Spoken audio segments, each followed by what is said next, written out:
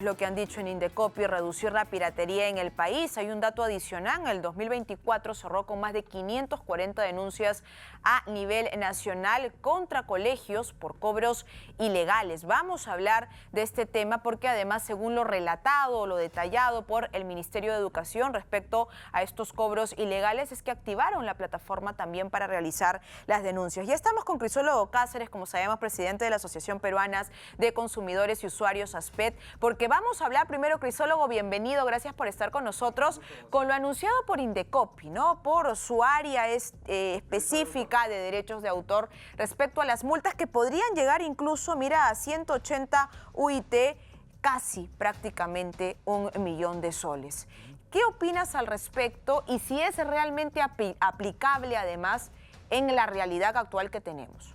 Bueno, yo saludo que el Estado, en este caso a través del Indecopi, se pronuncie sobre un tema como es la protección de los derechos de autor. Eso está muy bien, pero a mí me gustaría que el Ministerio de Educación, que también forma parte del aparato estatal, se ocupara de garantizar la accesibilidad de los estudiantes a las clases, a la educación.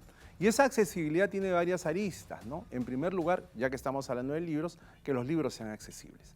Cuando un escolar va a un colegio y le piden que compre un solo libro que vale 195 soles y el otro libro vale 140 soles y pensamos de que ese niño solo está en primer grado y que además tiene dos hermanitos que también están en edad escolar, nos damos cuenta de que los padres de familia están imposibilitados de adquirir esos libros, ¿no? O sea, es muy saludable y es lo lógico y es lo deseable que solo se compren libros originales, pero vemos de que la realidad, como lo han demostrado las entrevistas, colisiona drásticamente con lo que se dice, ¿no? Entonces, ¿qué hacer frente a esto?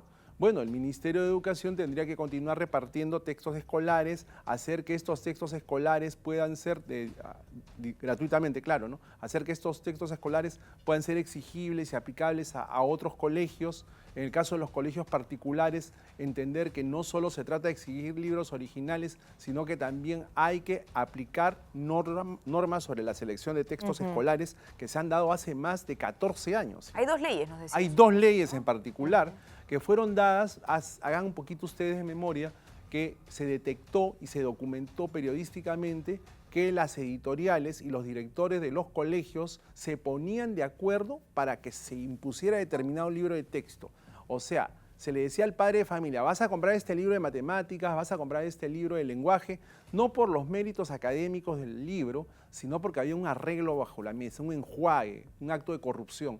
Entonces los padres tenían sobre sus espaldas esta piedrota que era cargar con los costos de estos libros. Se descubrió esto y se dieron las dos leyes que se han mencionado, que tú tienes los números, dicho sea de paso. Así es, la 29694 y 29839. Sería bueno que anoten ustedes, padres de familia que nos están viendo. ¿Qué dicen estas leyes? Dicen lo primero, que al padre de familia no se le puede exigir que lleve libros nuevos. Eso significa que el padre de familia puede llevar libros de segundo uso, como se ha dicho en la nota. Es legal. En el colegio no te pueden decir, no, está prohibido, tú tienes que traer un libro nuevo. No.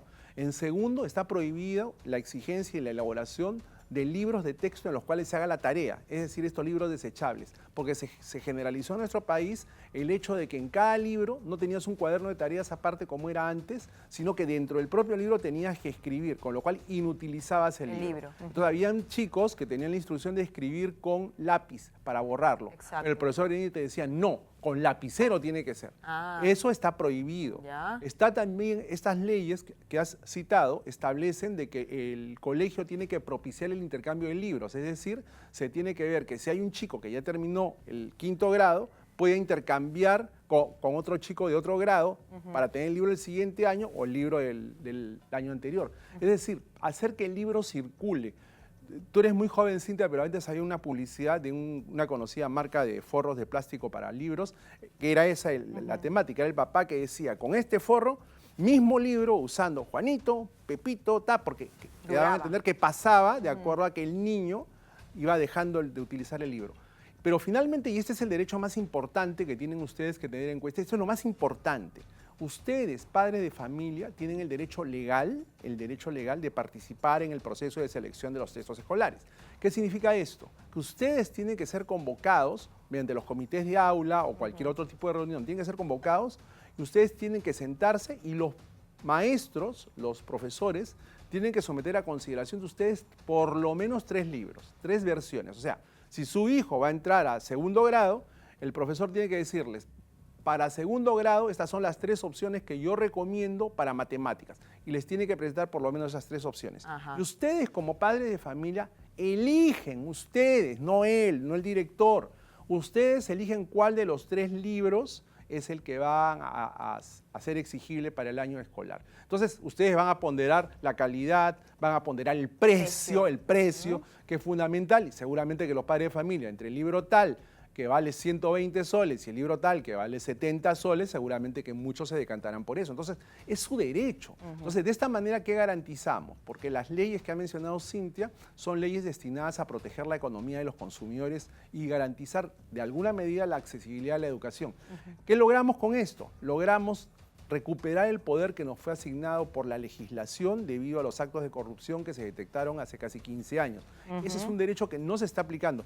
Yo estuve conversando antes de venir aquí al programa y les preguntaba a varias personas que sé que tienen hijos menores y alguno me dijo, sí, a mí me han convocado, pero me dijeron, ya te anuncio que elegimos nosotros entre estos 3 libros y este es el finalista, así que ya.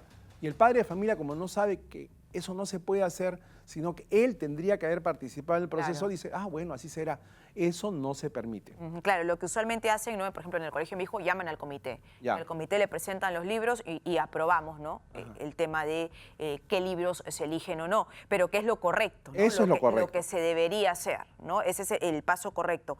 Pero el tema de estas leyes, que hay que manifestarlas nuevamente para que sepa, además, el padre de familia cómo argumentar, ¿cierto? Al momento de que le pueden imponer tal o cual libro, ¿no? Es la ley 29694 y la ley 29839. Entonces, el tema del reuso del libro, reutilizarlo, si el hermanito que está en quinto de primaria lo deja para su hermano que está cursando cuarto de primaria, puede reutilizarlo y utilizar, por ejemplo, un lápiz para que no se malogren las páginas, ¿cierto? Pero no, ni siquiera lo del lápiz, porque ese libro en el cual hacías la tarea ya no existe. Ese libro no debería existir. Si ustedes, padres de familia, son objeto de una solicitud de que compren un libro de texto en el cual haces la tarea, ustedes inmediatamente protesten y reclamen, porque eso está prohibido. O sea, libros en los cuales hace la tarea ya no deberían existir. Ahora, a mí me encantaría que el Indecopi fiscalice no solo el tema de los derechos de autor que hemos comentado al inicio del programa, sino que también fiscalice esto. O sea, que fiscalice qué colegios están cumpliendo escrupulosamente con la ley de textos escolares que hemos mencionado. Porque eso sí contribuye a que la economía de los padres de familia sea protegida de costos excesivos. Recordemos, repito, que lo más increíble es que los niños más chiquitos es a los que les piden una tonelada de libros y útiles escolares. Y esto me lleva a la siguiente recomendación. Está prohibido que les exijan a los chicos el primer día de clase todos los libros, todos los útiles escolares. No. Ustedes, como seguramente no tienen la capacidad económica para cubrir todos los gastos, ustedes pueden ir llevando las cosas de a pocos, porque eso es sensato, eso es lo razonable. A ustedes, si le han pedido para el año escolar 7 libros y no tienen cómo pagar 7 libros porque implicaría dejar de comer, pues los van comprando de a pocos y los van llevando gradualmente. Y se va compartiendo libros. Eso es lo que se tiene que hacer, ¿no? Y ahora, respecto a este anuncio que ha dado Indecopi, esta exhortación que definitivamente preocupa a muchos padres de familia, porque bien lo has dicho, ¿no? Una familia que tiene, por ejemplo, algunos recursos y hace mucho esfuerzo, Crisólogo, para pagar un colegio particular.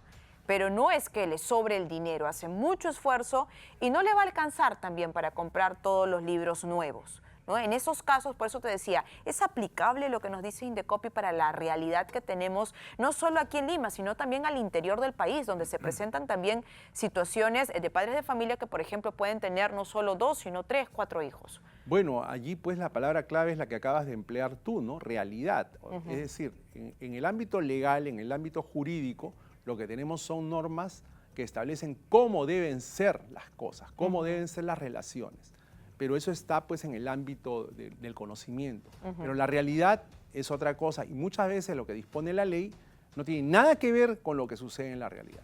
Entonces, a padres de familia que ganan un sueldo mínimo, en los cuales solo uno de los miembros de la pareja trabaja y tienen varios hijos, decirles esto es algo que comprensiblemente les preocupa, ¿no? Porque dicen, esto es como ponerme un costo adicional sobre las espaldas mientras tengo trabajo eventual o de repente tengo un trabajo que me pagan el sueldo mínimo y me dicen que supuestamente tengo que trabajar 8 horas, pero me hacen trabajar 14 horas. a qué hora yo voy a poder comprar o ahorrar, tener la capacidad económica para pagar. Entonces, estas son cosas que se tendrían que tener en cuenta. Yo creo que la política de proteger los derechos de autor me parece que está bien. Nadie puede oponerse a eso porque la creación intelectual es un trabajo que tiene que ser reconocido, ¿no? Es lógico. Pero a la par se tiene que ver el otro lado de la moneda, es decir, qué pasa con aquellas personas que no pueden acceder a la formalidad, a tener ingresos fijos que les permitan cubrir todo este tipo de gastos. O sea, las dos cosas tienen que ser ponderadas. Por eso, está bien que se proteja la propiedad intelectual, pero también hay que ver que normas como las que estábamos comentando hoy día se cumplan también. Para lo cual, yo no conozco si se hacen operativos con este fin. O sea, yo desconozco si hay operativos que se hagan para visitar colegios y preguntar cómo ha sido el proceso de determinación de cuáles van a ser los textos escolares que se van a comprar. No lo sé. Este caso, Crisólogo, ¿cómo se va a supervisar? ¿Que el profesor tendría que reportarlo?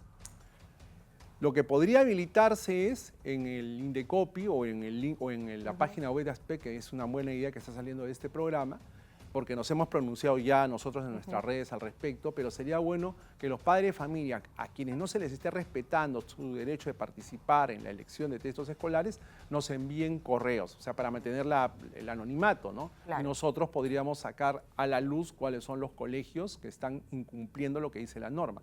Por cierto, el correo de ASPEC es aspec@aspec.org.pe. Repito, aspec@aspec.org.pe.